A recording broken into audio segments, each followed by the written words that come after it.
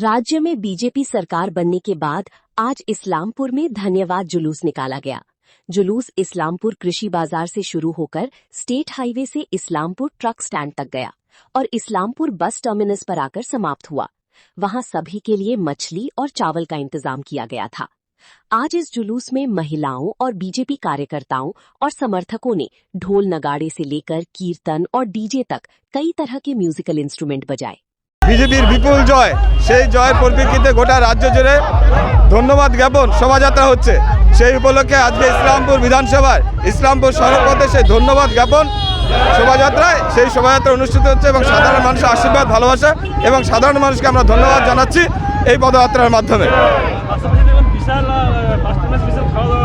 অবশ্যই দেখুন, আমাদের রাজ্য সভাপতি পরিষ্কার বলে দিয়েছেন যে সকল মানুষ সাধারণ মানুষকে নিয়ে যে মাছ ভাতের একটা আয়োজন করতে, কারণ তৃণমূল দীর্ঘদিন ধরে তারা একটা অপপ্রচার করেছিল যে বিজেপি আসলে নাকি নিরামিষ করে দেবে, বিজেপি আসলে মাছ মাংস খাওয়া বন্ধ করে দেবে। কিন্তু আমরা দেখাতে চাই যে বিজেপি কোনো মাছ মাংসের বিরোধ নয়, আমরা সকলে মিলে মাছ মাংস খেয়ে এই দিনটাকে আনন্দ উপভোগ করবো।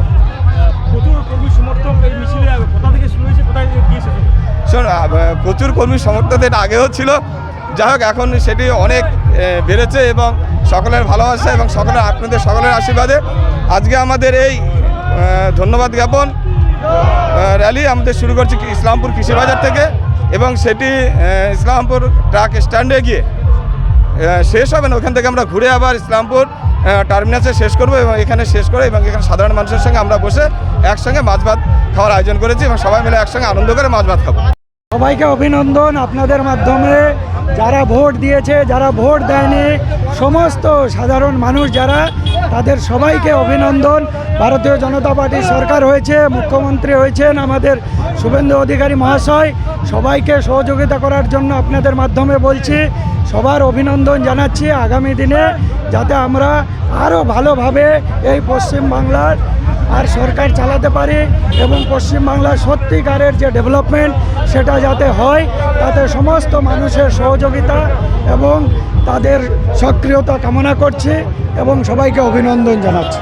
দেখুন, আপনারা জানেন যে একটা তালিবানি শাসন চলছিল বাংলা জুড়ে, ইসলামিক শাসন প্রতিষ্ঠা হয়েছিল, সেটাকে বাংলার সাধারণ মানুষ উৎখাত করে ফেলেছে এবং একটা সনাতনী সরকার বর্তমানে প্রতিষ্ঠিত হয়েছে।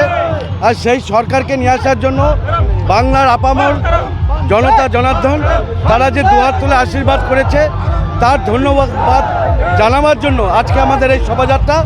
এবং এই শোভাযাত্রা আমাদের এখন ট্রাক স্ট্যান্ডে যাবে, ওখান থেকে এসে আমাদের ইসলামপুর বাস টার্মিনাসে শেষ হবে এবং সেখানে একটা মাছ ভাত খাওয়ার ছোট্ট একটা অনুষ্ঠান আছে।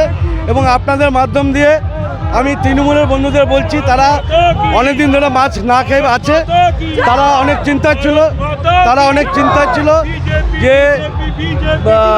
বিজেপি মাছ খাওয়াবে কি খাওয়াবে না।